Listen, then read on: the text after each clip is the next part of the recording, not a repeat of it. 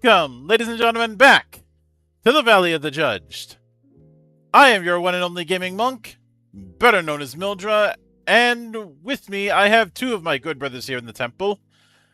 We have our resident sky pirate, good brother Sizer. Ahoy and avast, Mildred and friends. Happy to be here.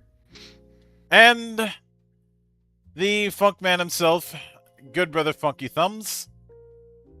How's it going? How's it going? So we are back after delving a bit into some of the core mechanics with Beacon, just on a bird's eye view, as well as some aspects of character creation. Now we're back once again with the two forms of mechanics, or at least the two pillars of them: narrative play and combat play. And it is interesting that we've been seeing more and more games do this kind of separation, when for a lot of games for years the idea was it was a unified mechanic.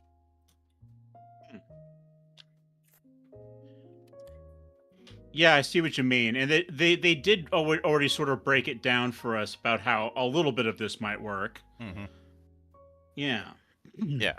I distinctly recall when we talked about it last week, I used the action movie analogy. Mm-hmm. It's not the first time I've used that analogy, because it's a very reliable one, and also making a few jokes about our art here that has a lady whose outfit is entirely made of scrolls. Rob Liefeld, Love eat it. your Want to heart see a out. cosplay of it. Yeah. Oh, I'm pretty sure it'd be an interesting. I'd say it'd be difficult to cosplay that, but cosplayers would take that as a challenge. Absolutely. They would. And we've all seen a Lulu cosplay or two in our time, so. Mm-hmm. But we open up with that narrative play is any kind of anything that occurs outside of a combat scene. The players decide what their characters are doing during narrative play. If the GM believes an acting is important, they can ask for a skill check to determine how well it goes. There is also the concept of narrative actions, because fighting can happen in narrative play, but it's meant to be less on the ground. And I think there is a heavy implication that not every combat encounter should be using combat play. It should be used for your big set pieces. Yep. Yes. In fact, it says right here, not every fight triggers a combat scene. Combat play is reserved for important, large-scale fight scenes, like fending off a squadron of dragon riders from the deck of an airship during a thunderstorm. Again, the action movie analogy works very well here. NPCs don't use narrative play rules, they don't have background skills or titles, and they don't roll dice or perform narrative actions. Instead, the GM describes what NPCs do, or how they react to things the PCs do. But the summary of a skill check: you roll d20. If you have ranks in a relevant background skill, you get a number of boons to that. If you invoke your beacon's title, you get +2 to your roll.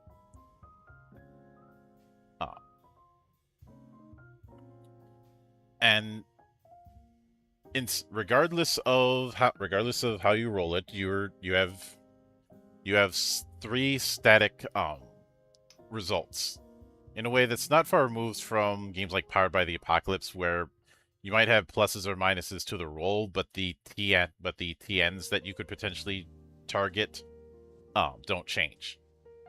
In this case, a 9 or less is a miss, a 10 to a 19 is a hit, and a crit is a 20. 20 or higher. A miss means you didn't get the desired result. It is based. This is not far removed from PBTA, because what we have here is no, yes, but, and yes and. Yep.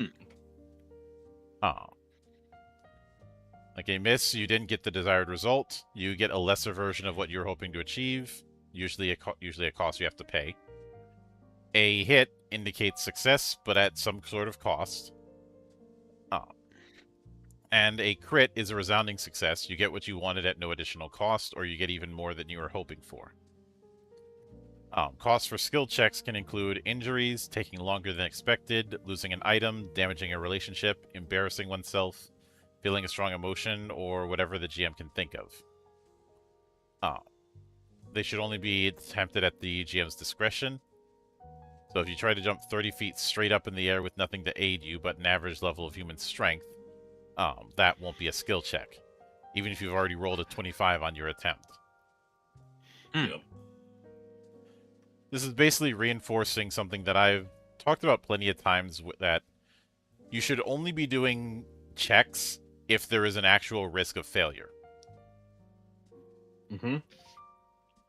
Yeah, 100% agree on that. And it's almost become like, a trope that we look for them not, to addressing in these rule books now. Well, we've had generations of folk who try and roll for everything, thinking that they can get that 5% chance of success, to even if it's something that's impossible. Yep. Or I think we've all known that person who, even though the DC is 30 and their modifiers are not nearly enough to get a success, they think, if I roll a nat 20, I can automatically succeed.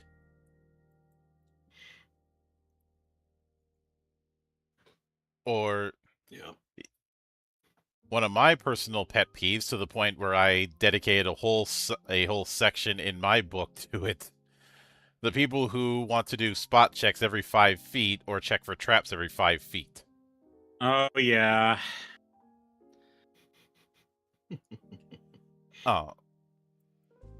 And I had made clear you should only be doing like observation type rolls when you're looking for something specific, not to just see, because that's not something that you don't run the risk of not being able to use your damn eyes.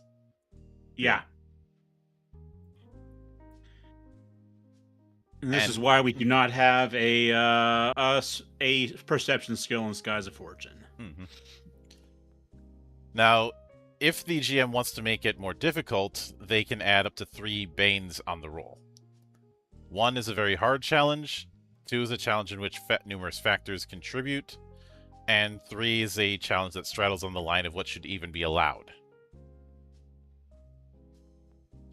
But you can help others with skill checks if need be.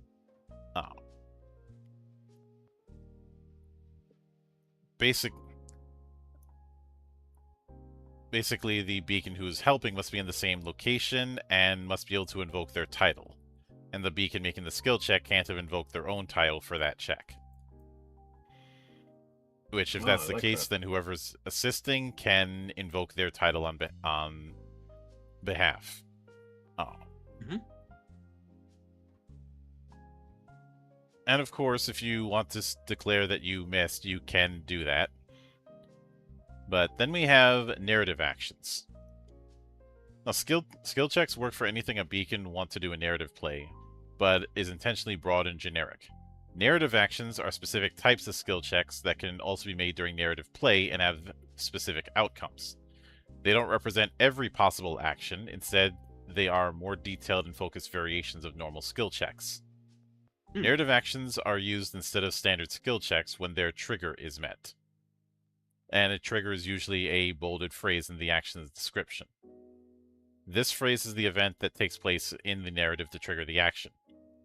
When a narrative action is triggered and the person in question rolls a skill check and uses the results listed for those narrative actions. And in the terminology thing, it points out something I was hinting at earlier, which is that the miss and hit uses here is not far removed from Powered by the Apocalypse, and here it basically says, yeah, that's where it came from. A lot of narrative actions are inspired by the moves from PBTA.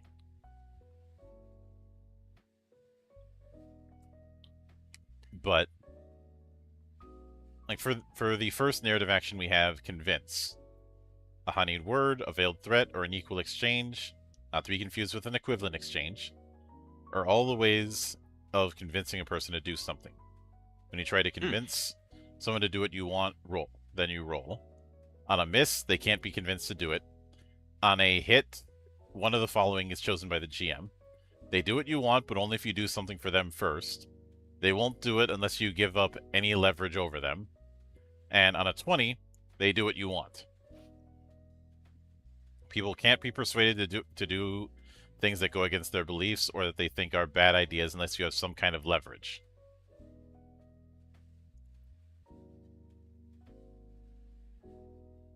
Okay. Mm-hmm. Yeah. I've always loved this kind of like rolling because it feels like it always reinforces building what your character's good at. Mm-hmm. Like it feels like you're still rolling dice, yes, but for the most part, it's limiting the RNG randomness for my character should be good at these things. You should succeed more often than not. Mm-hmm. And that's just satisfying. Plus, if there's one thing that I don't miss, it's the skill for everything mindset that was everywhere in the 90s and even some of the 2000s. Oh, yeah. Now, don't get me wrong, I enjoy a decent skill system, but some of them, especially looking at you, Palladium, which I'm not sure if I mentioned this to you before, Funky, but Palladium is one of my whipping boys. Has been for most of my life.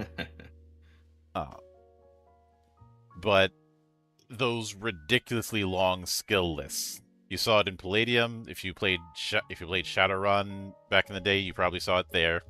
As much as I like Cyberpunk 2020, it was also guilty of this.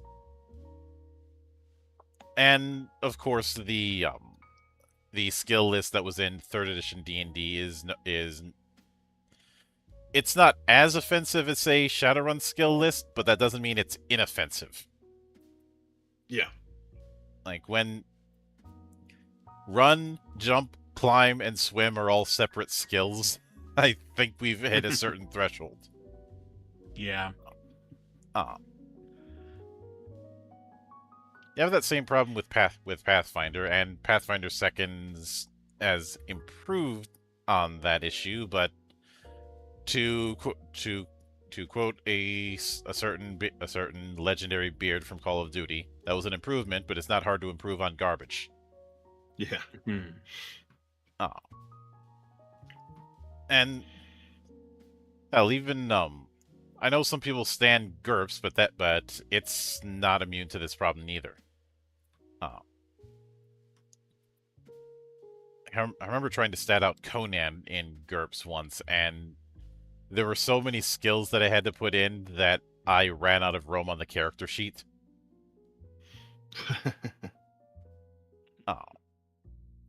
And if you're dealing with one of those characters who's kind of a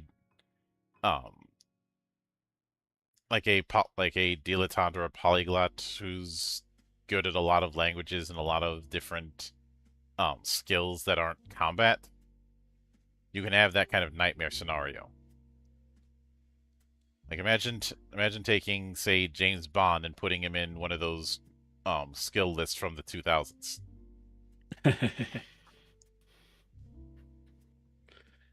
Even in Spycraft, it would not work for you. Yeah. Well, Spycraft 1, no. Spycraft 2, that one I'm a little more willing to go with.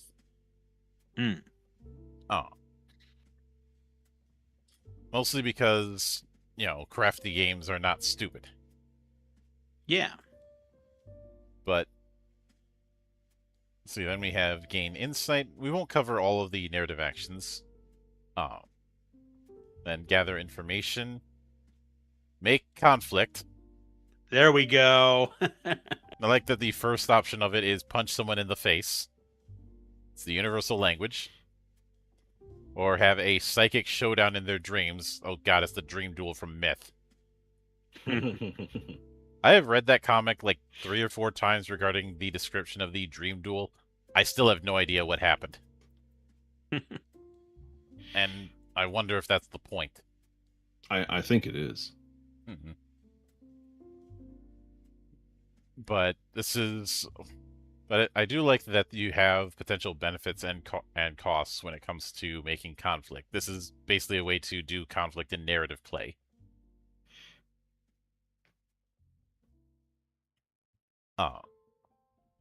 And a classic form of this sort of make conflict, I believe, would be pistols at noon. Mm-hmm. Or maybe like a short bar fight or something. yeah, the good old dropping of the gloves. Mm-hmm. To make it a hockey reference. Because I went to a boxing match once and a hockey game broke out.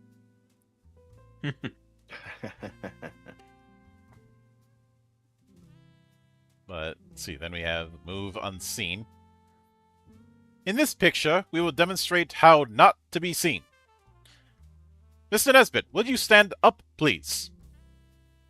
Mr. Nesbit has learned the first lesson in not being seen, not to stand up. However, he has chosen a very obvious piece of cover.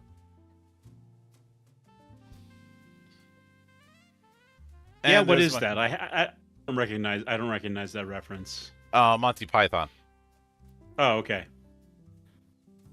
I think in one of them they had someone stand up, then shoot them and say, "This demonstrates the value of not being seen." Yep.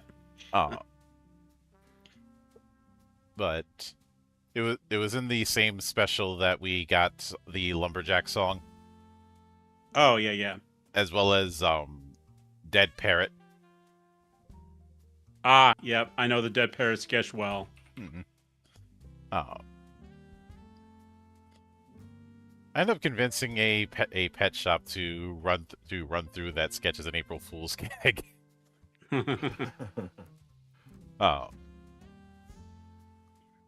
But let's see, then we have overcome, going over obstacles, recall lore, aka bardic knowledge, except everybody can use it. So the bard has opportunities to not suck. Mm-hmm. Okay. Or whatever the bard equivalent is, Mm-hmm. and we know there's got to be one. Yeah, the use magic. I appreciate having this here because there shouldn't be when you consider the way magic works in a lot of fiction, putting in rules for every single potential spell is kind of silly. Oh yeah, and you know how much ink is spilled on the D&D magic sections. It's like hundreds of pages. Oh, It's like a significant portion of the runtime of the book. yeah. I think in 3rd edition and Pathfinder 1st edition were the two biggest offenders in terms of pages of spells versus total pages. Mm-hmm. And I think in those cases it was about like 1/5 of the book. Which the funniest part is, you would think something like prestige classes would be in the core book, would be in the player's handbook, because it's a player-facing mechanic. And I've mentioned this before, but I have asked about why the assassin prestige class was in the DM's guide and not the player's handbook. Right. The answer I was given is they ran out of room. I've contended, right. and yeah, that does sound about right, especially given how spoiled caster players were. and even some of the designers who favored casters. I know some people try to act like that's not the case. No, it is. But you have there were several. If you look back at the spell list, there's several spells that you could have just condensed into one spell with a note saying you take this multiple times, just pick a different source. Things like protection from or detect. Do we really need a individual entry of protection from for all 9 alignments?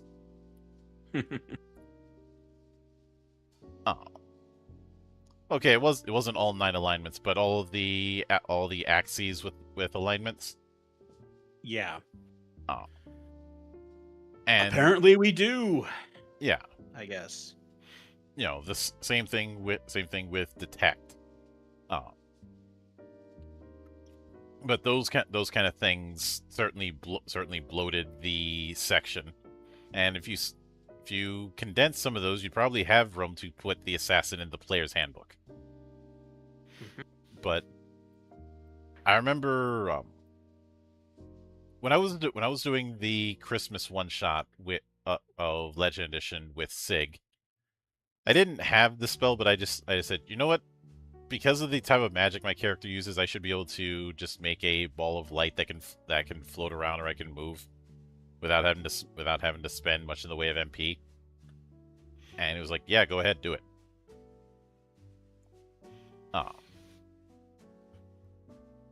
Obviously, the use magic here has a bit more going on, so you could do more offensive spells if you wanted. But I like that you have pick a positive trait and pick a negative trait. The boon and bane shouldn't be opposites of each other. Which I think is to say you shouldn't have a spell that's both quiet and loud.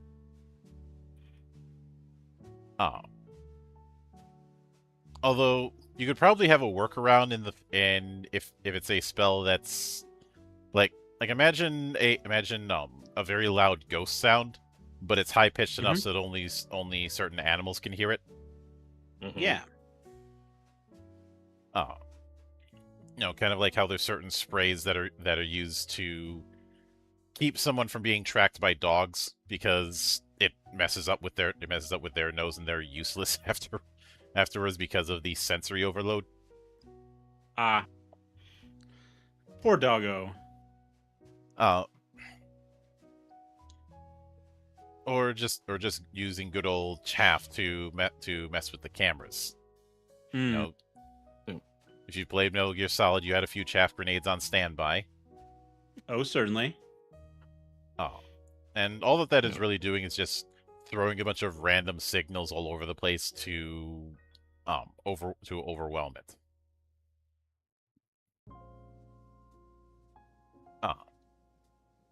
But then we have downtime activities. When you have free time, you can perform downtime activities.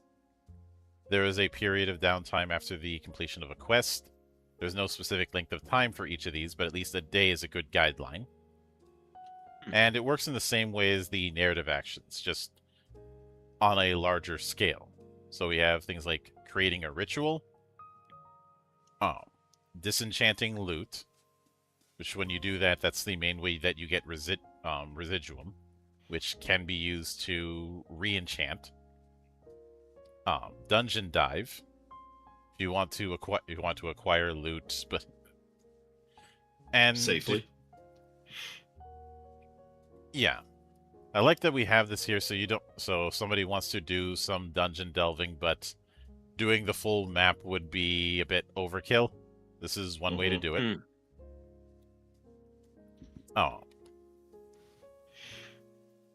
Let's see.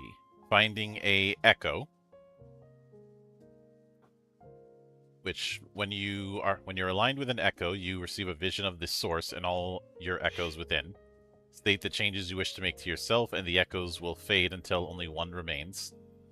This echo has the aspects you want and is willing to swap them with you for the versions you currently have. It is basically a way to do a respec. I like that we have an in-universe respec. You're basically pulling a Prince and Pauper with another version of yourself. Yeah. It's like, find your spirit naming way, and then you're good to go. Mhm. Just don't try and summon a spirit of the dead in the process. Otherwise, you'll have a shadow that has your face. Mm-hmm. I can't be the only one who's read Earthsea. Yeah, Gebeth. I remember the Gebeth. I haven't, but that sounds like a fun time. Yeah. Yep. The Ursi's great. Like Ursula K. Le Guin is pretty awesome, I have to say. And we did get a Earthsea anime by Ghibli. I did not like it. I'm sorry. That was by Miyazaki the Lesser, though. So, yeah. What was it called? Tales of Earthsea. It's a hell of a lot think I've better seen than that one. the sci-fi special. Not that that's saying much, Yeah. Right. but so you can also gain a contact, get something, basically try and acquire something important. Mm-hmm. Go shopping, which you can either do buying or selling, Mm-hmm. or you can do wish listing. But the different shops can do different types of supplies. You have general stores, an alchemy shop, a blacksmith, a engineer, a tavern, a leather worker or clothier, or a magic shop / dojo to get temporary techniques. Which I didn't mention this before. I may have only hinted at this beforehand, but the whole thing of equipment and technique slots that we see in Beacon is probably the closest thing we've gotten to somebody doing the pick 10 system in Call of Duty. Well, let me rephrase that. The better Call of Duties. So, Black Ops 2. The idea with pick 10 was every single primary gun, secondary gun, attachment, grenade, and the like had a point cost. And you could mix and match as much as you want, but the total amount of points you spent could not go higher than 10. Mm-hmm. There were certain rules that as well, like you could only do a primary and secondary gun, and each of those could only have a certain number of attachments. But you had to do a primary, secondary, and a grenade.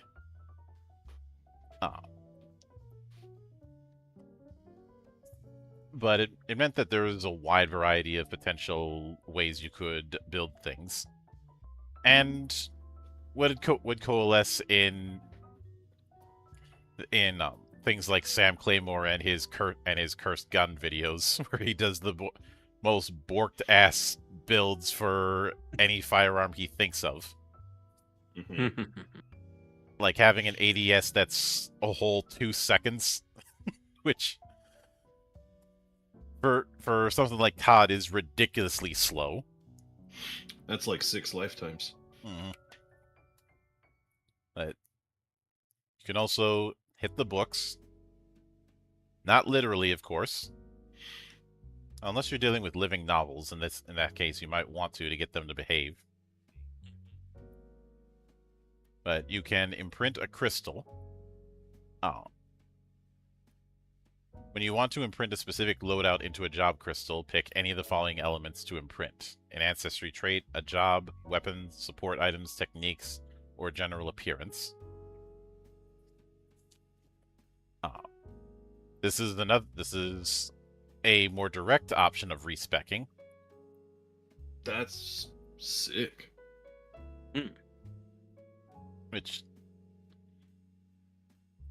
you are essentially taking a job crystal, focusing memory into it, and putting an imprint of that memory. Which beacons could access those memories by reweaving their etheric field into it. You could kind of look at this as setting up like a favorite loadout.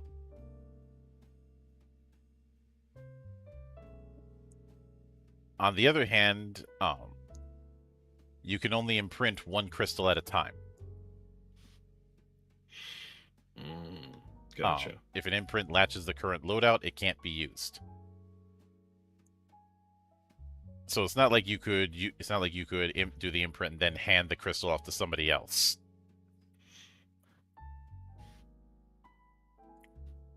Here, become me for a day. Mm-hmm. But then you also have the option of making something, and I will note, I have had a love-hate relationship with crafting mechanics in both video games and TTRPGs. It's part of the reason I designed the item synthesis in Legend Edition the way I did. Mostly because I feel like the way a lot of people handle item creation has the same problem that happens with hacking mechanics in games, where there is a stop to the narrative flow to focus on this specific thing. Mm-hmm. With this approach to making something, it doesn't have that. We don't have that problem. But we also have pursuing a profession, so working for a living. You can either learn a profession during downtime, or working a profession. This is basically giving you ranks in background skills, so you can only have so many. Specifically, you can only have a maximum of 2 professions at a time. See, then running an organization. It could be running a store or leading a guild. Of course, you can create an organization or manage it.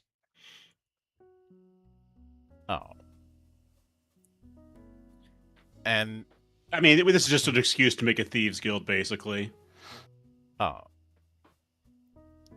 When using the Go Shopping downtime activity, you can spend ranks from your organization skill in lieu of spending gold. On a 1-to-1, you get up to a maximum of 3 gold. Interesting.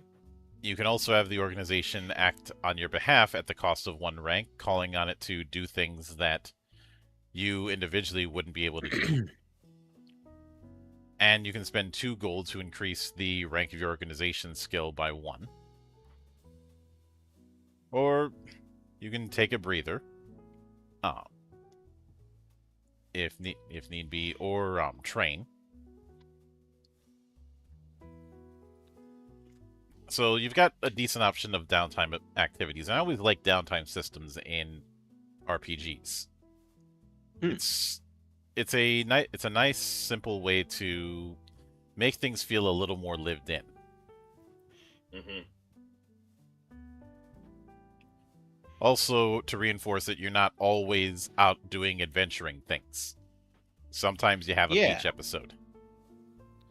Sometimes you do a little bit of persona-ing, build up those social links a little bit. Mm-hmm. Well, these things are also really nice for people that, if they're new or aren't as creative to just come up with something out off the blue. Like having a list to choose from that is fairly extensive is good for all types of players. Yeah. But then we have skill challenges, and as a longtime 4E player, this is going to be familiar territory for me. Skill challenges are split into story and adversity. A story challenge is structured in the sense of a goal, the difficulty, basically the amount of successful skill checks needed to achieve the goal, and resolution. For this, misses count as failures, hits and crits count as successes. If you collectively reach 3 failed skill checks, you fail the challenge. You do not achieve their goal, and the GM decides what happens next. This is very much straight out of 4th edition, which Funky, the nickname I've given 4th edition on this channel is the edition I'm supposed to hate, but the checks bounced. I like it. Like I even said, if you want me to actually start hating 4th edition like all you other people, to quote one of the greatest gangster movies of all time, fuck you, pay me. But we have 3 tiers of difficulty. Simple, where the success is required equals the number of PCs. Moderate, 1.5 times the number of PCs. And challenging, twice the number of PCs.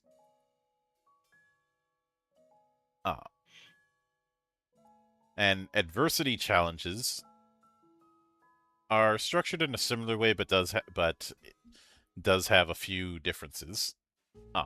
The goal is still set up the same, but adversity challenges are used during quests. They can be the basis for whole scenes or montages of scenes. I guess the best way to describe it is, story challenges are a scene. Adversity challenges are something that's more spread. It's a goal that requires being more spread out.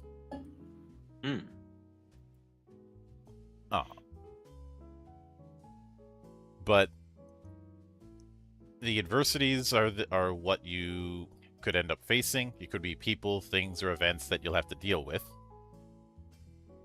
and they can be any number of adversities, but they should ideally be at least as many the number of consequences.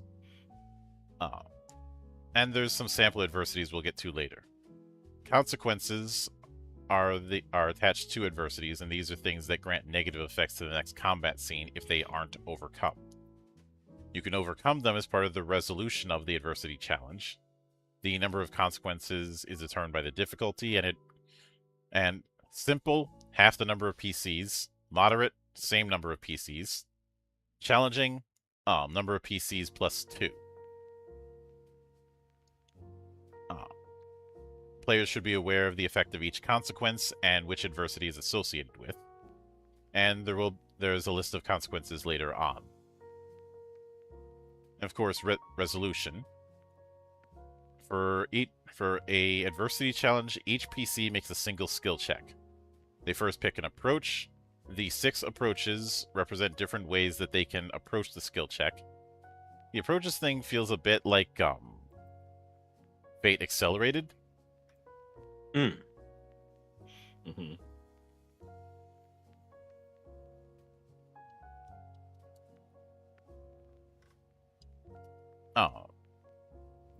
Which did operate on the approaches thing, and well, it's one of the things I kind of liked when it came to that version of Fate, even though I've picked on Fate plenty of times.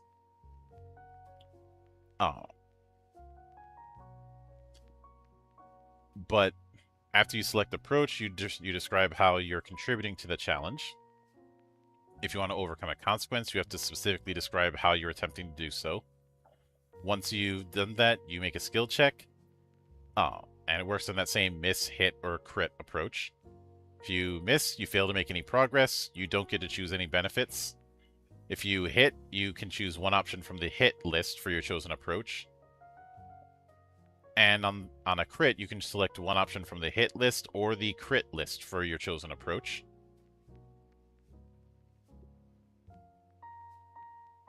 And once everybody's resolved approaches, the GM decides the final resolution of the challenge and what happens next.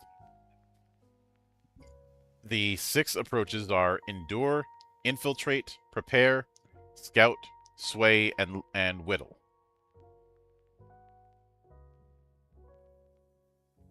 And on the next couple of pages, we have what options you have for both hit and crit, depending on which approach that you end up taking. So it is kind of a way. These kind of things can kind of be used as a way to set up advantages or disadvantages once you get into combat. Definitely looking that way. especially for the crit options. Yep.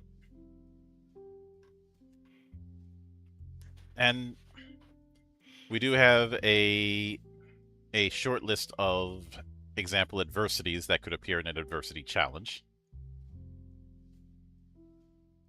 And I like that because there's 20 of them, you could just roll a straight d20 if you want a random adversity. Yeah. Shiny distractions. Mm-hmm. 17. Look at 17. Time loop. Time loop. Oh god, it's Endless 8 all over again. Oh no. Oh, what did I just see? That was a time loop. It was, oh yeah, all you need is kill. But that was pretty good, actually. Mm-hmm. I mean, if Political somebody wants, they could go with machinations. the inferior version with Edge of Tomorrow. Yep. Strangely, the Hollywood version came before the anime version. Well, it was a manga for the longest time, and I say inferior, but it's not as bad as some Hollywoodized versions, probably because somebody like Cruz is going to be hands-on with this kind of thing. Yeah, and I've actually heard that Edge of Tomorrow is a little closer to the manga, just because it's more military themed. Oh, there is that, and aside from Cruz having this running bet with the Grim Reaper, he seems to be in this actor-producer kind of position. Yeah. Which he was equally as hands-on with Top Gun Maverick, and we saw how that turned out. But on the other hand, we have consequences. These are things you can put as an add-in to be the, well, consequence if PCs fail to overcome adversities. And the players should be aware of the effects of each adversity they face. Yeah. And we only have 12 options, so you could do a D12 randomizer, but I don't think randomizing consequences is the best idea based on how they're described here. Yeah, because like if I played a fully martial character, if I rolled a 10, that wouldn't be a consequence on me at all. Mm-hmm. You know, if I don't cast magic, it doesn't matter if I have 0 mana. Yeah. Plus, if you were to use mana tapped and the adversity is say armed guards, you could probably rationalize it, but it might be a little bit tricky. But that more or less covers narrative play. Before we get to combat play, what do you think of what we see with narrative play here? So I think based off some of the terminology, they should like lean into the film aspect of it. Because we were talking about like scenes and everything and how like what was it? Hang on, let me scroll back up. Like where are you? Oh, the story challenges are like they're like an arc, but the adversity challenges, because they're meant to be spread out over, you know, many little scenes. They're more like, you know, an act in a movie, like. And I think that like I like it because in all of the adversity challenges you can get a bunch of like the little story ones, and I don't know, I feel like sometimes when it comes to playing TTRPGs like D&D especially, like it helps everybody get on the same page collaboratively to think about like making it as like a movie.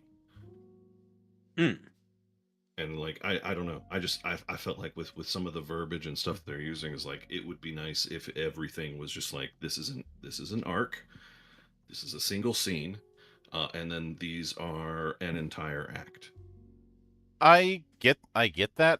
I think the reason that's not done here is because the action movie analogy is is something that is my own interpretation of what we have here, and because of the way this isn't specifically trying to do that like the way something like feng shui would.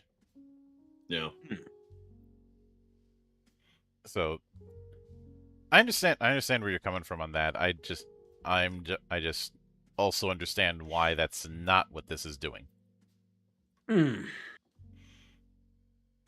Now, my thought is with some of the stuff here, it seems like you're going to need to do some rules diving for it, like with the downtime activities and with the adversity, the approaches too. So I almost wonder if those need to be like, and I guess we'll find out later, but put in miniature on like a GM screen or a like on the back of a character sheet or something. Because you are certainly going to need to dive back into those relatively frequently while you're taking these challenges. And it wouldn't be too hard to do a cheat sheet or just print off the pages that have that and have that as a cheat sheet.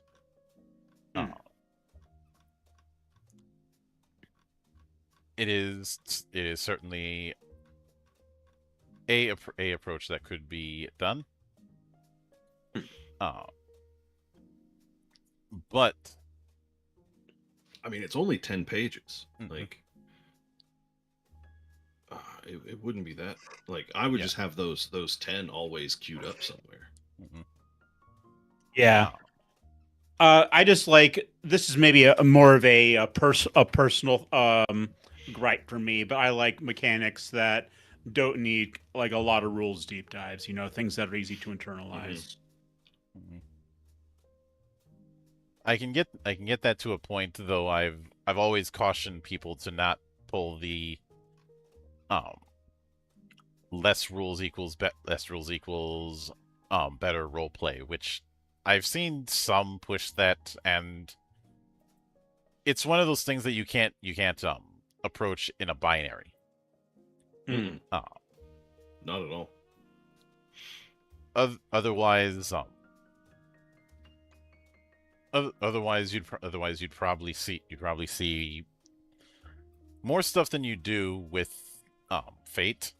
There's certainly quite a bit of stuff with Fate, but not as much as there was about a decade ago. Same thing happened with PBTA. I think it was probably a case of too much too soon. But regardless, then we move into combat play. This is where we have those set piece kind of combats. I mean, the image that we have for this is definitely qualifies for that.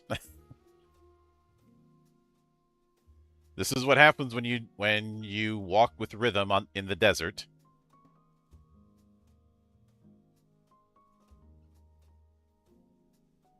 And there's my Dune joke for the day. But by default, there are two sides in every combat scene, PCs and NPCs. The rules in this chapter apply to both, but NPCs have some slight differences that we will get to much later. So, the economy of action is determined with scenes, rounds, phases, and turns. A scene is an entire combat. A round is exactly what you think it is. We'll get into the phases of a round later on. Turn, every character takes one turn per round, taken during one of that round's phases. On their turn, they can perform a standard movement, standard action, one minor action, and any number of free actions. This kind of economy of action is very much channeling the spirit of Fourth. The phases are the various stages of the round in which characters can act. The phase in which a character takes a turn is usually decided by the action they want to perform, as each action can only be performed in a specific phase. For example, you can only defend during the Phase 1 Bolster, and only grapple in Phase 5 Brawl. At the beginning of each phase, decide whose turn it is to act, can nominate a character to take a turn, as long as they haven't already taken one this round. Once they've taken their turn, the other side may nominate a character, and so on. So we have a kind of popcorn initiative approach. Once all characters that wanted to take a turn during a given phase have done so, the next phase begins. Now this is curious to me as to why to break the rounds down into 8 phases. And I'm kind of like, I'm looking onto the next page and I can kind of see what they are. Mm-hmm.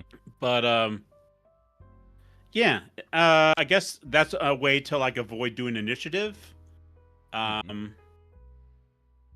But we'll wait and see more. I'll wait and reserve judgment until we see a little more. In a roundabout way, it's not far removed from the way turn order worked in Final Fantasy X.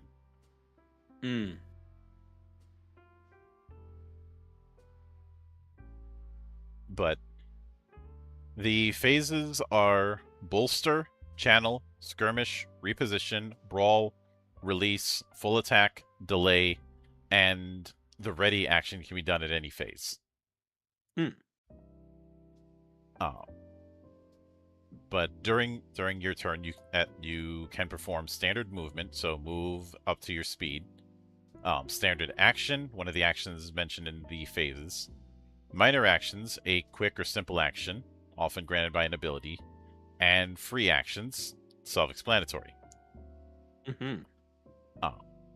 Certain abilities will indicate either the phase in which they can be performed or an action that must be performed to use them. So you might have a technique that could only be used in phase 1, or one that specifically requires a specific action.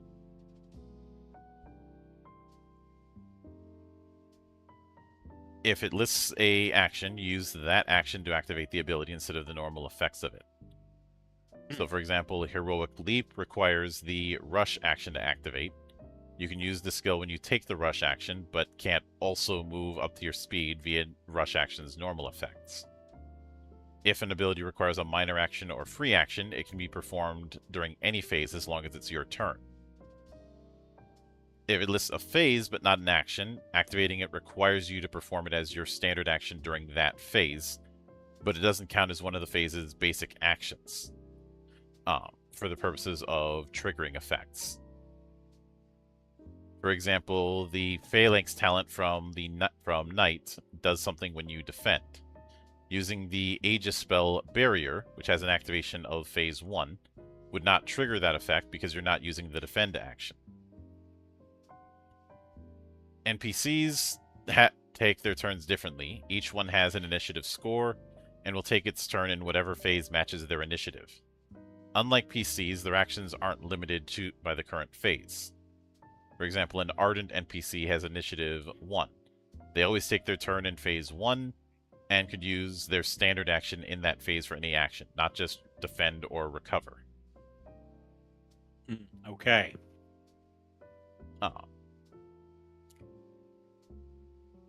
And for reference's sake, phase 1 actions are defend and refresh.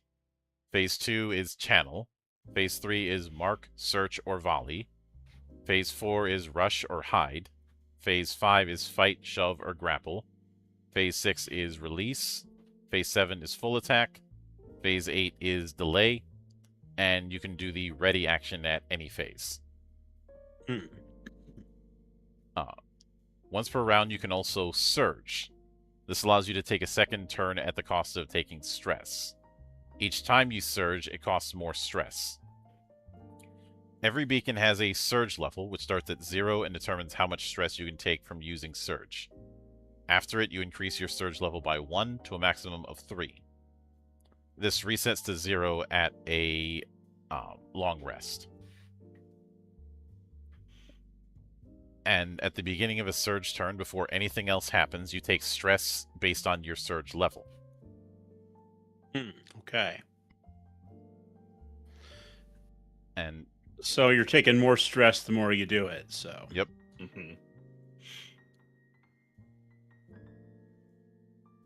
So Like surge a progressive limit break. Yeah.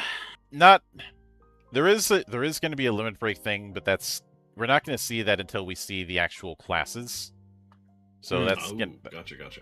So this is more of a push with consequence. Mm-hmm. You know, at level 0, stress cost is 2 to surge. At 1, it's 1d3 plus 1. At 2, it's 1d6 plus 2, and at 3, it's 1d6 plus 4. There are some alternate rules that you can take if you want to modify how Surge works to fit your playstyle. One of them is a higher starting cost, i.e., you might start at Surge level 2 instead of 0. Doing a partial Surge, where you can either get a standard action, a standard movement, or a minor action instead of all 3. Or restricted Surge. You can only surge once per scene with a flat cost of 1d6 plus 1 stress. The Adrenaline trait instead grants resistance to stress from Surge. And the absolute 0 limit break from the Rhyme Guard clears their own stress and that of allies in the scene and grants them resistance to all stress for the rest of the scene. Chills you out, in other words. Mm-hmm. So, with actions, we already mentioned the type of actions you get. If actions would be resolved simultaneously, you first roll checks and saves first. If there's multiple effects from one character, you choose the order in which they happen. If there are effects from multiple characters, the GM decides the order. And self-imposed actions and effects apply second.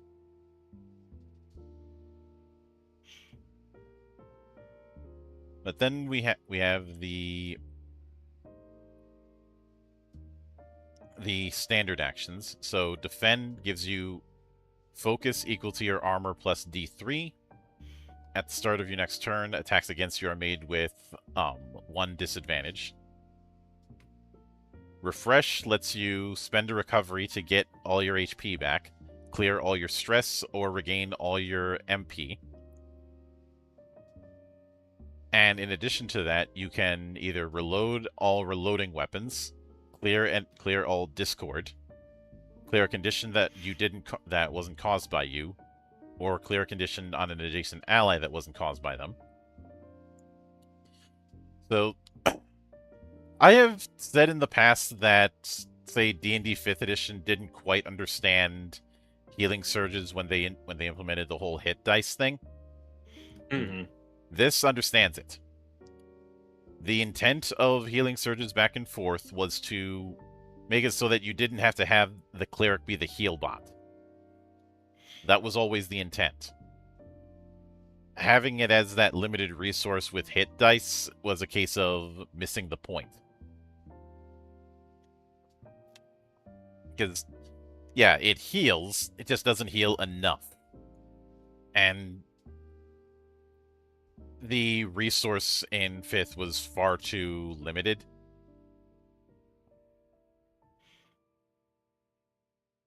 But then we have Channel. This is basically the setup with the release effect being the follow-through for a lot of spell effects. If you take any damage while channeling, or any stress not caused by you, you have to do a bulk save against the other character's save target. This is a concentration save. On a failure, you lose concentration and stop channeling. You can only channel one ability at a time, and you can't ready the channel action. So, I like that this is Ascend. Again, this is the I'm charging up my spell, and release is I'm letting the spell go. Mm-hmm. It also means it's a good idea for somebody to do this to not be in the front. You know, where they're going to get hit. But skirmish is mark, search, and volley. With mark, a character within your scope and line of sight is marked. There's always that's the proc for certain benefits that require marked targets. With search, that is a way to either do a scan or a Libra, or to detect hidden characters. Which is a contested mind check against agility. If you succeed, they're no longer hidden. And volley is both ranged attacks and improvised spell attacks. So for a ranged attack, you make a ranged attack with an ability within the target's range. Roll 1d20 plus grit. If this meets or beats their dodge or etheric defense for etheric attacks, it hits. And improvised spell attack costs 1 MP. You make an etheric range spell attack, rolling 1d20 plus grit. If you exceed their etheric defense, they take 2 stress. So it's nice that you have that kind of thing. So if someone wants to do Mage Hand but have it be an invisible punch, that's one way to do it. See, with reposition, you have hide. You can become hidden, or rush. You can either move up to your speed, or until the end of your turn, you ignore engagement and don't provoke reactions from movement. Keep in mind, this is in addition to the standard movement that you're going to get at whatever phase you're acting. Yeah. Yep.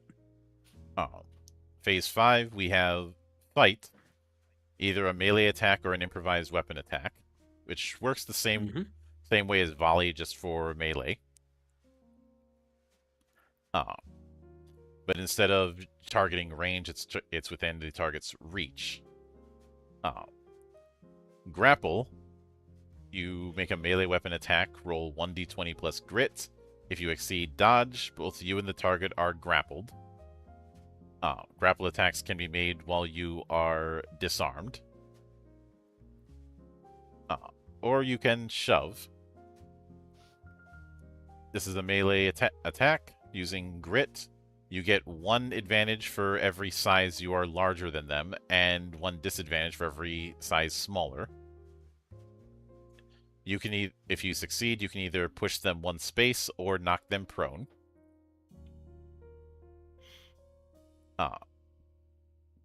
And let's see, release is what I mentioned before. You are activating whatever channeling ability you were setting up.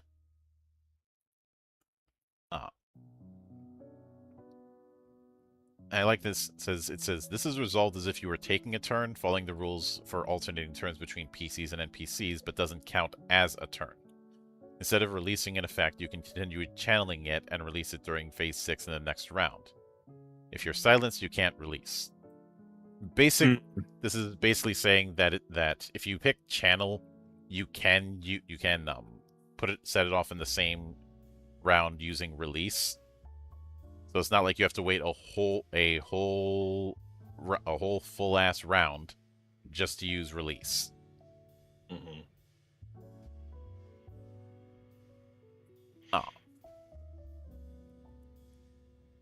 But then we have full attack.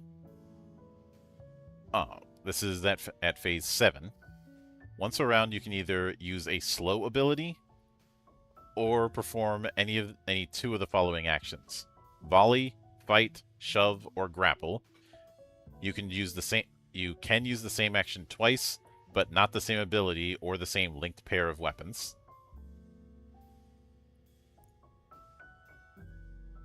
And they pretty much answer why you can't use the same ability / action twice, because you might end up using your best weapon twice and only using secondary options when the primary one goes.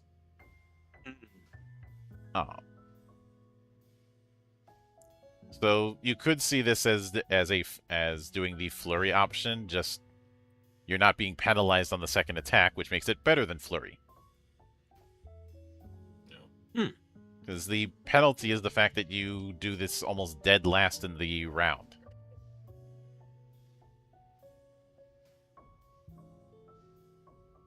And of course, delay just means you can, if you wanted to take an action but that phase had already passed, you can do it here.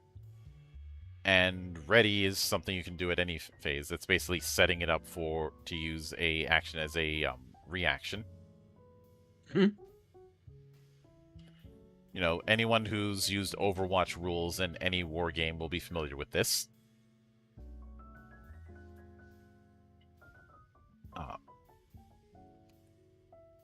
But then we have reactions. Self-explanatory in what a reaction is. You know, for every action, there's an equal and opposite reaction. There's no limit to how many times a specific reaction can be used, unless one is specified, i.e. one per round.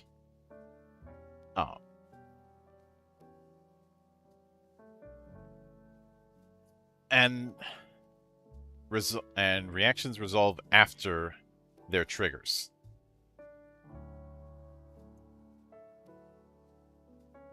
Right. So if you get like a chain of reactions. Mm-hmm.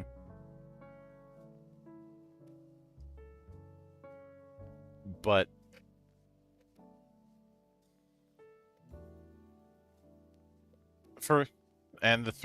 there's some classes will have their own reactions, but the three main ones that can be used by anyone is counterattack, which I appreciate that this is here by default. It looks like it does take one focus in order to use it, which is which chains nicely with the fact that defend actions generate focus. And we'll probably find some other ways that you can generate focus as we get further in.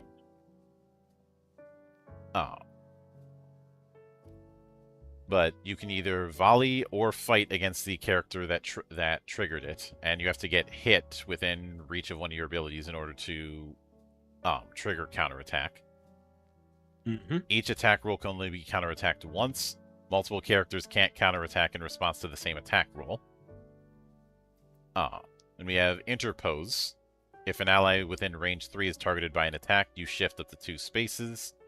If you end this movement next to the targeted ally, you can choose to become the target instead. You remember when I was complaining about why we don't have zone defense equivalents in TTRPGs? Kind of have it here. Yeah, no, I really like that.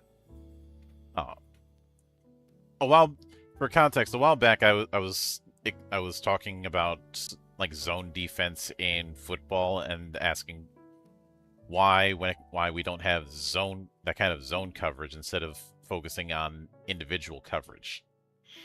Yeah. Which isn't going to get used as much because it requires you to be 5 feet to whoever you're covering. And when encounter maps are more spread out these days, that's a bit of an ask. Yes. Not to mention, like, most people are like, they're incentivized to just never bunch up. In early tabletop, you had a lot of restricted movement where marching order was a big part of your strategy. Mm-hmm. But as time has gone on, you've seen more open set piece like design. But the movement economy hasn't caught up to that fact. This has been a pet peeve I've had for years. It was also the reason why, with my own project, I didn't do grid combat at all. Well, there were many reasons, but that was one of them. The analogy I've often used, and I am committing geek heresy by bringing up sports again, but think of the way formations work in college football versus the NFL.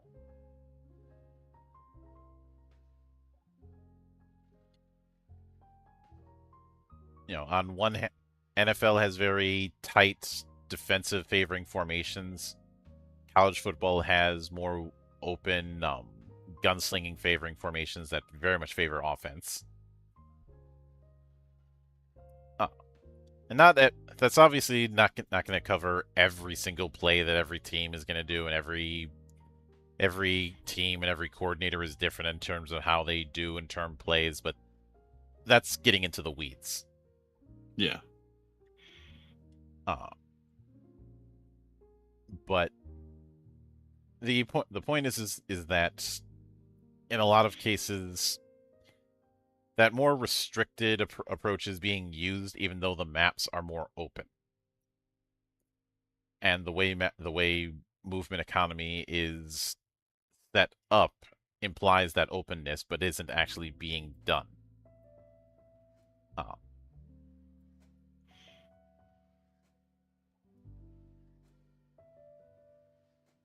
I think at one point I had half jokingly said,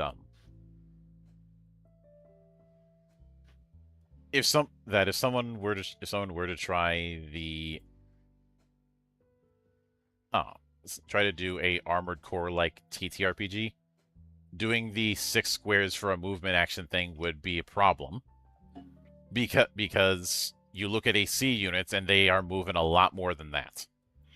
Yep. And I don't think adding more feet of movement to movement actions would exactly be the right approach. Sizer, you and I saw that with the AC6 RPG, where you're going to be moving a lot.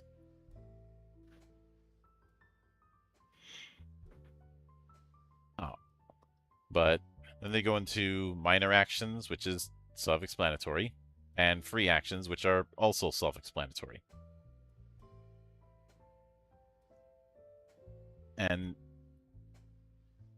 some of the remaining material, like characters and objects, is more clarifying things that are going to be intuitive to folks like us, but it's nice that there's the presence of it. Yeah.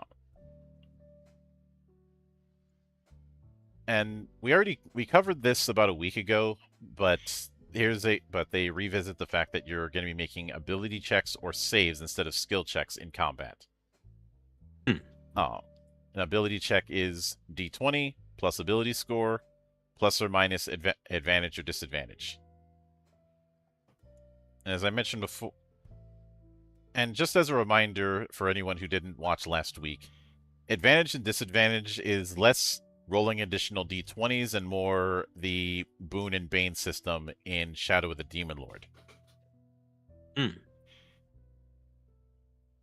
And much like those checks, your success or failure is based on did you total 10 or not?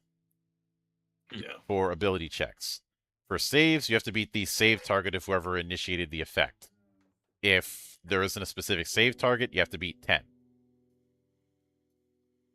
So then they go into line of sight, which is, again, self-explanatory. I have to say I'm enjoying this vampire lady here. Of course you are.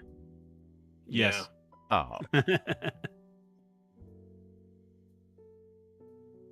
Then we have cover, which can block line of sight and impose disadvantage on attacks, depending on whether it's hard cover or soft cover. Soft cover gives 1 disadvantage to attack but doesn't block line of sight. Hard cover gives 2 disadvantage to attacks and can block line of sight. Which I think this is going to be a little bit more intuitive than saying quarter cover, half cover, 3/4 cover, or full cover. Yeah. Oh, yeah. Like soft cover is cover that partially blocks you or can't fully shield you. Hard cover is exactly what you think it is. I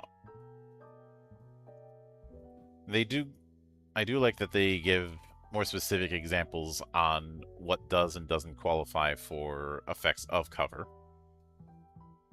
But being behind cover is not going to save you, since if the enemy uses an ability that has indirect or homing, cover is ignored. And abilities with arcing don't care about line of sight.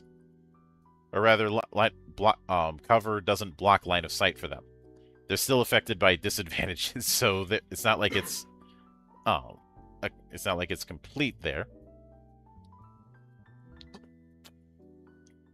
But obviously, if you're a larger target, you can or a larger target compared to the cover, you can just ignore that and shoot right over it.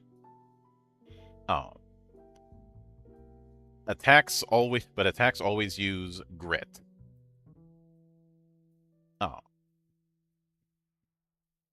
And again, I do like that we have, getting back to cover, I do like that we have 3 separate scenario examples. Yeah. With a sort of Final Fantasy Tactics-esque grid. Mm-hmm. But when it comes to attacking, like I said, grit is going to be what you're going to be using. Melee attacks ignore cover. Melee attacks have reach. Reach is also used for things like opportunity attacks. And they give the Dragon Rider's Longinus ability as an example. That sounds like a disease. Some people call it Longinus. I go with Longinus because I watched the Caligula movie one too many times. And as everyone knows, Longinus is a character from Evangelion, and nowhere else to be found in any story. Yep. But with ranged attacks, they are going to be the qualified targets is going to be determined, of course, by range. Some spells will have scope as the range, meaning the scope stat of the user is the range of that.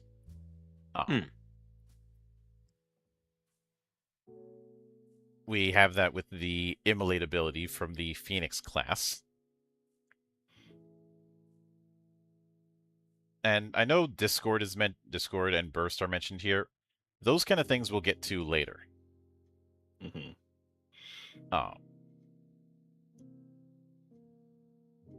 But I got the impression that Discord was some kind of special condition. Yeah, like I said, or damage type or something. Anyway, go ahead. Yeah, we'll get to that later. If you roll 20 or higher, that is a crit. In which case, you roll all damage dice twice and take the higher result.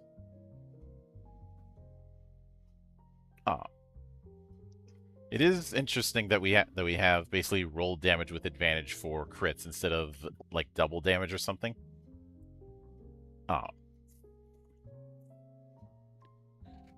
But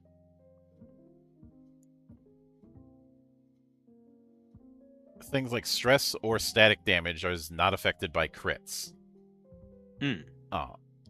So, and the example they give is that if you crit on 2d6 plus 2 physical, you would roll 4d6, take the highest 2, add 2. The static modifier doesn't count twice.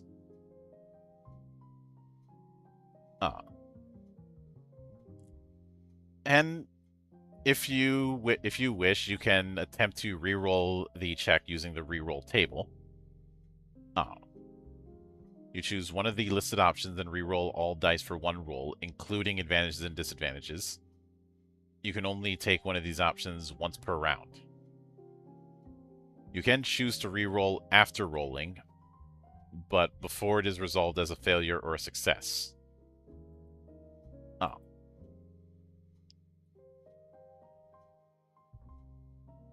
So the options you have for reroll is either strain, you take 1d3 stress, in danger, you become marked, or overextend, which you can only use if you're adjacent to an enemy or within reach of an enemy's weapon. The enemy can either make an opportunity attack against you or deal 3 physical damage to you as a reaction. It's like you get a do-over, but you're gonna have to pay for it. Yeah. And with range, reach, and area of effect, this is not exactly what you think it is, and I like that each one has a specific example of how it works.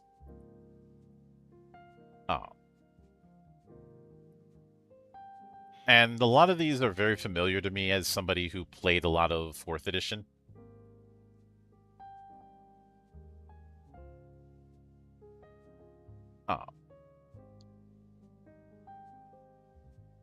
And then when it comes to movement, a lot of this, I'd say this is exactly what you would expect.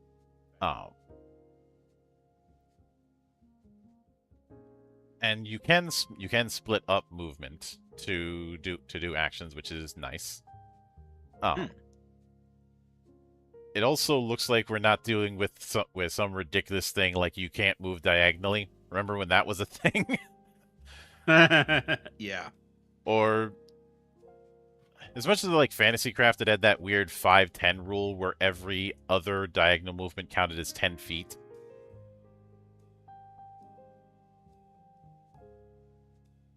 Yeah, and even with like didn't they have that going on in 3rd edition too, where it was like 1.5 a movement to go diagonally? I don't know.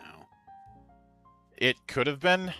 I haven't gone through my 3rd edition books in a long time. Yeah. But there are some special forms of movement. We do have shifting. Shifting abuse by kobolds was what got my first party wiped.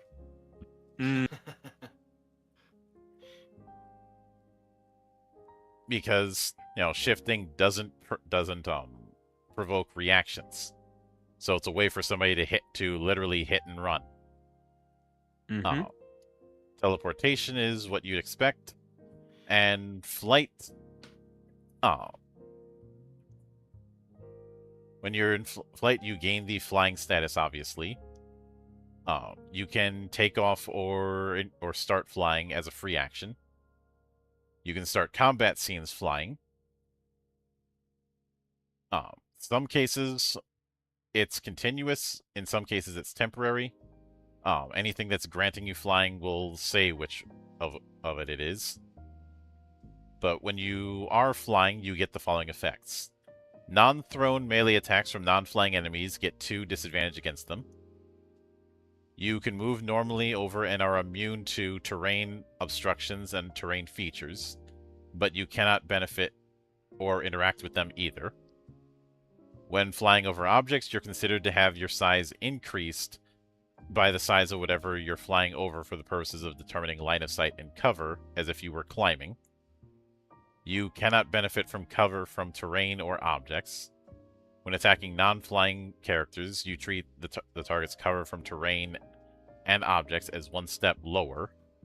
You don't trigger traps, but you can still be affected by them. You ignore engagement and don't cause it. So in other words, you can't trigger opportunity attacks.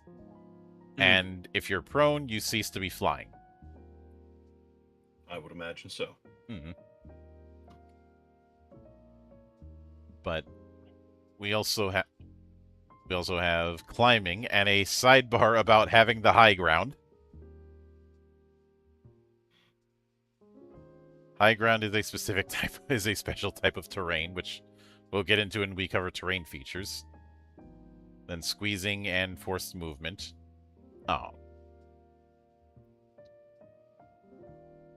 But we also have obstruction, engagement, difficult terrain, dangerous terrain. So with difficult terrain, it's +1 movement for every bit of movement you try and move over it. Dangerous terrain, once per round when you enter dangerous terrain, you have to make an ability check of the GM's choosing. If you fail, you take 5 damage of any type or stress based on the type of terrain. The floor is lava. Yep, literally. Yeah. Not just, usually the floor is only lava figuratively in these scenarios, but not here. There are a few other environmental factors, as well as adaptations. Like if you're adapted to certain environments, it basically means you're immune to that environment.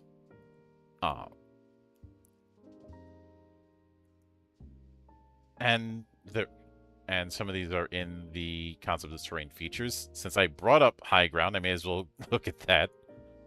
Mm-hmm. So it has the same effect as flying when it comes to non-thrown melee attacks. If the target, if the attacker isn't on high ground.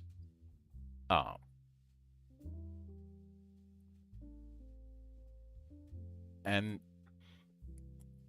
it is essentially flying, but you're not actually flying. Mm-hmm. You just have to climb up to high ground in order to get to it. And also, if you're fighting against someone named Anakin, it'll be over for them. Yes. Yeah. Chose the wrong side. Yep. But we do have traps, which can take the form of damage, which can be either 6, 8, or 10 damage, chosen when the trap is set.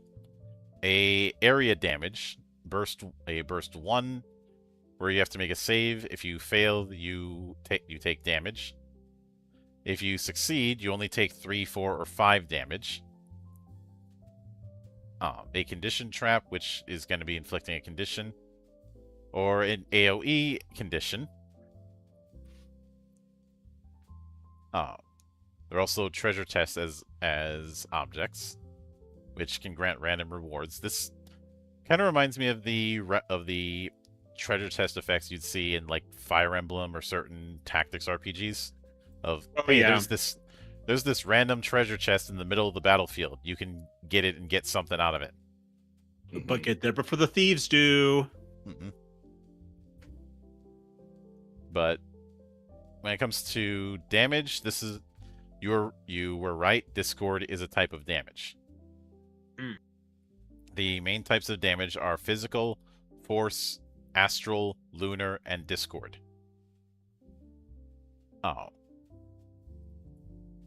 Most are self-explanatory. Discord has a damage over time component. Ooh, I like that. Yep. When you take Discord, you immediately take piercing Discord damage equal to the amount of Discord gained. You then make a note of the amount of Discord gained, adding it to any you already have. You make a magic check at the end of each of your turns while you have Discord. If you succeed, you clear all Discord. If you fail, you take Discord damage equal to your current Discord. Discord levels stack. And okay. Things like resistance and vulnerability only apply to the upfront Discord damage you take and not the dot. So I'd say Discord damage is going to be particularly nasty because you could just keep stacking it on somebody and they have to keep praying that they manage to pass that magic check. Oh, I like it. Mm-hmm. Stress we already covered. It's mental damage. When you take stress above your breaking point, you gain the breaking status. When you go over your stress cap, you take an overstress, at which point it's going to reset with some disadvantages. On the plus side, since stress isn't damage, it ignores armor.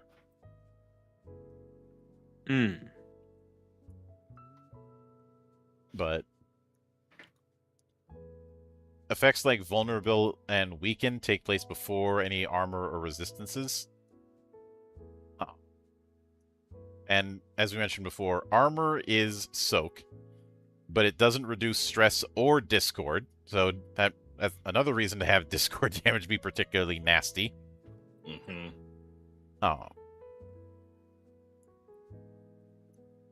And armor applies to each separate source of damage. Resistance just halves damage. And immunity, well, self-explanatory. And when your HP goes down to zero, or your stress reaches its cap, you are either wounded or overstressed. When you reach 0 HP, you take a wound and you reset your HP, carrying over any excess damage. You then make a wound roll and consult the wound table to see what additional penalties you have. When you take 4 wounds, you're out.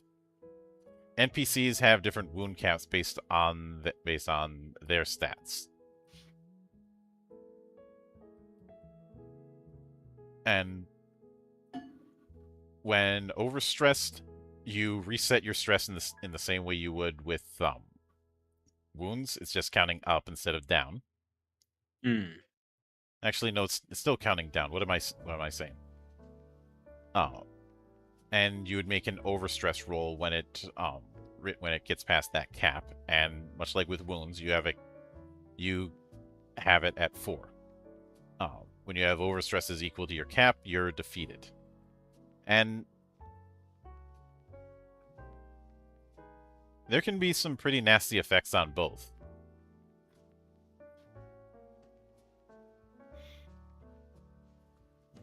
But see, then you do have resting.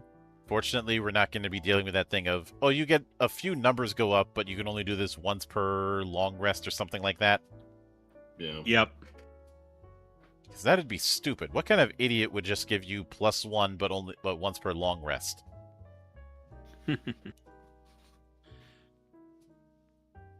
But a short rest lets you clear all stress and get all MP back. You can also reload any reloading abilities. And you can also spend recoveries. And I do like that you can use recoveries to get your HP back, to restore max MP, repair equipment, or bring back a character who was defeated. So here's your Phoenix Down moment. Mm-hmm. It just costs 4 recoveries to do so. Yeah, and they're in pretty bad shape when you do bring them back. Mm-hmm. You know, much like how you use Phoenix Down on somebody, it brings them back, but they don't have much in the way of HP. Nope. Hope you don't get that AoE attack next, or they don't get targeted by the, the big scorpion tail attack the guard scorpion's about to use, or something. Or just a regular hit that takes them out sometimes, especially if you have eyes bigger than your stomach and decide to pick fights in areas that you are not ready for. Yep. I think we've all been there. What? Who? Yeah, Me? 100%.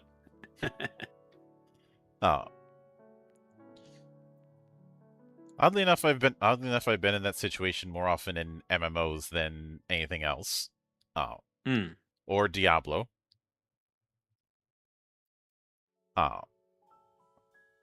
But with long rests, you reset all attributes to normal. This is also where you can respec if you wish, and repair all equipment and techniques. And it's funny that under conditions and statuses, it's funny that we have this image when I was making the jokes about bards earlier. But here we have the full list of conditions. Mm-hmm. And now, we can Mildred, see while you get into this, I need to run, if you don't mind. Oh, no worries, man. I know, I thought I could squeeze it in the amount of time, but it is all good, my friend. Mm-hmm. But yeah, no, I'll catch up on that and see you guys next Thursday. All right. Yep. All right. Have a good one. All right. See you Stay guys. frosty. But I like that with marked. If you're attacking a marked enemy, you can consume the mark and get 1 advantage on the roll. Yeah.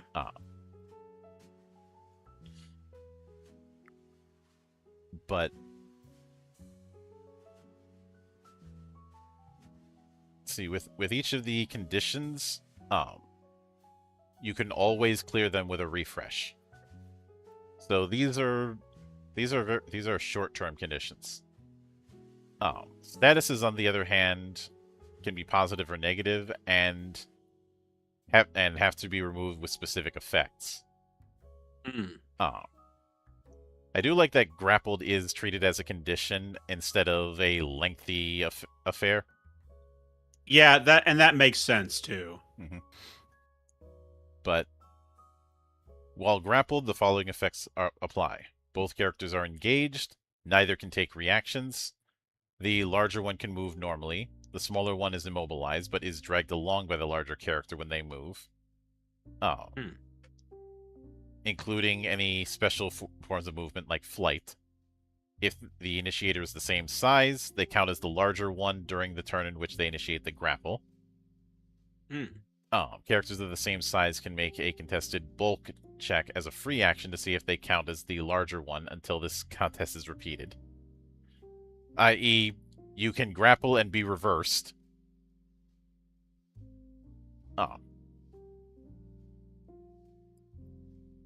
Which is a nice touch. It shows a better understanding of grappling/wrestling than I think a lot of fantasy RPGs that include some sort of grapple maneuver. Yeah. Because if somebody wants to do grapples, they don't want to just hold them and move them about. They want to do wrestling. Yep. And this is why when I did it personally, I made sure to have the slam option for grappling, because people are going to want to do that. Yep. Because who doesn't, including that in Skies too? Yep. Because who doesn't want to give an orc a power bomb? Yeah. I know people are expecting me to make a suplex the train joke, but everybody does that. That's easy. But then we have tags. These can apply to different effects. Basically, they're basically a keyword thing. And a fair few of these we will end up revisiting when we look at certain effects. Summoning has its own sidebar about what the baseline stats for summons are, unless it's otherwise stated.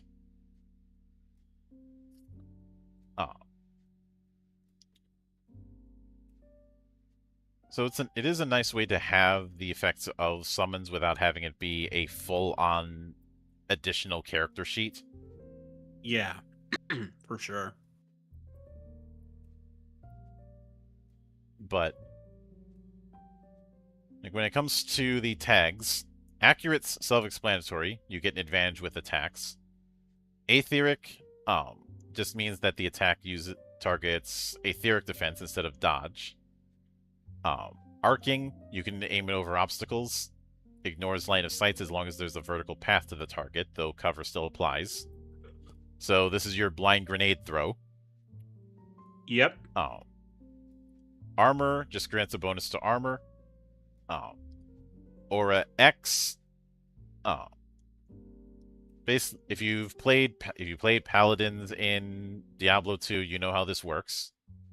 Indeed. Auto hit, self-explanatory.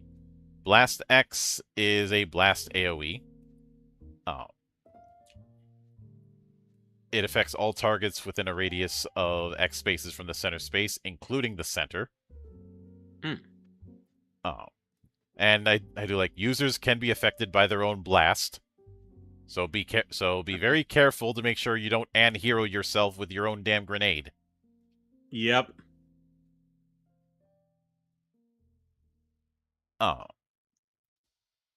Burst is similar to Blast, but it excludes the target. If a burst forms a zone, the zone moves with the target. Then Close Blast is similar to Blast, but it has to be adjacent to the user. Yeah, I recognize this from 4th edition. Mm-hmm. User can't be in the area, and cover and line of sight are calculated from the user. See, consumable, use it a number of times per quest. Enchantment, can modify other abilities. Homing ignores line of sight and cover. Magic missile.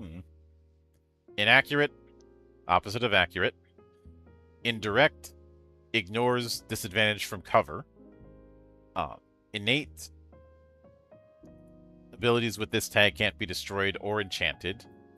They can't, so they can't be chosen for destruction as the result of a wound roll. limited X. You can only use this X number of times per quest. Line X is basically a line AoE. Focus X costs a number of focus to use. Piercing ignores armor. Pull does exactly what you think it does. Same with push. Range is exactly what you think it is as well, as is reach. Mana, you have to spend MP to use it. Polymorph changes form, so self-explanatory there. Reliable, it always does that amount of damage, even if it would miss or deal less than that amount. So even if you miss, you still hit. Yep. Let's see. Reloading. You have to reload using refresh, or some other abilities that require it. Slide is its own forced movement that is not for a move for pull or push, but can be any direction. See, slow. You can only use slow abilities as part of a full attack. Stressful inflicts stress instead of regular damage. Summon is how you, summon. Prone is I often use the term ranged melee attack. I realize how that sounds, but that's how I summarized it for people. It technically has range, but you're using the mechanics of a melee attack. Yep. Trap. Abilities like this can place traps. A trap maker, putting aside the up button incident, is one of those archetypes that I've always wanted to see more of, but a lot of designers aren't very great at it. Yeah. Because I think they're thinking of setting up traps in the traditional way, and I'm like, no, I want to set up traps like I'm Bomberman or something like that. or any of the deception games. Oh yeah. Where direct combat is not what you're doing. You're setting up traps to screw over the enemy. Indeed. And yeah, deception games are fun to I find them more fun to watch typically than I do to play. But you can do some pretty devious things in those. Let's see. Unbreakable, it can't be destroyed from things like wound effects. If it would be selected from a wound or overstress roll, it becomes dazed instead. And unique is basically the equivalent of legendary in Magic. In fact, with a lot of the tags here, I do see and this was to a point in 4th edition, but it's even more here. There's a lot of the DNA of the way certain keywords worked in Magic the Gathering. Yeah. Now, with a lot of these, the real context we're going to see is when we get to classes. But it is nice to have these here. And the next section is on building beacons, which we will get to next week. But what do you think of what we have for combat play? Well, let's see. I kind of wonder how quickly we'll get used to the phases idea. Probably, I suspect that each class is going to... Some of them might have abilities that are more easily triggered in various phases, so you're just going to be waiting for your phase to come up in any case. But it does seem like something the GM is going to have to sort of acclimate the players to a degree. I do like the... Well, let's see. What else I'm just flipping back through here.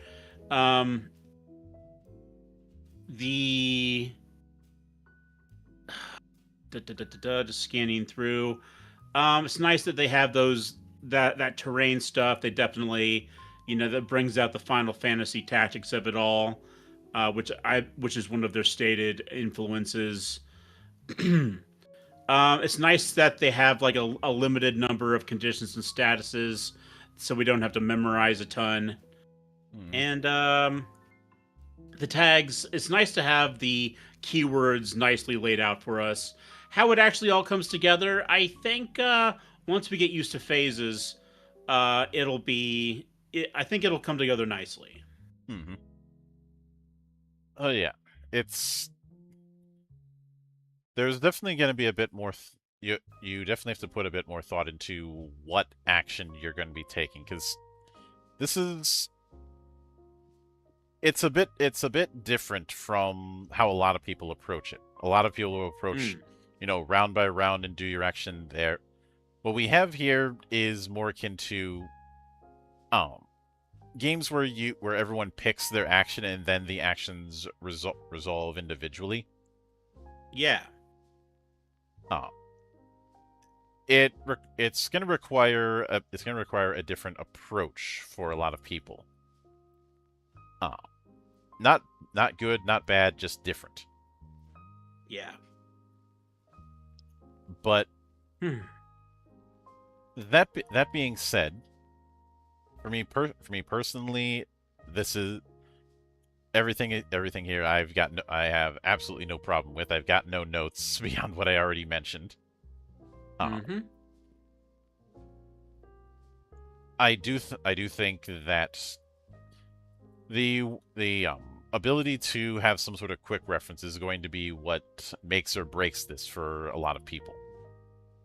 Yeah. But with that said, when we come back next week, we'll be delving into the building beacons sections.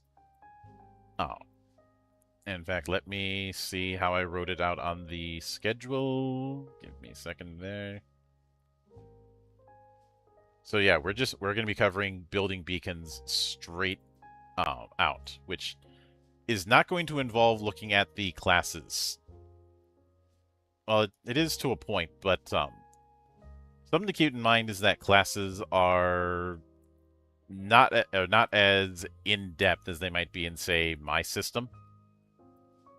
Yeah. There's only a few levels for each class, and what you're getting out of it is pretty straightforward. Again, the thing of the classes is kind of as not far removed from the licenses you see in Lancer.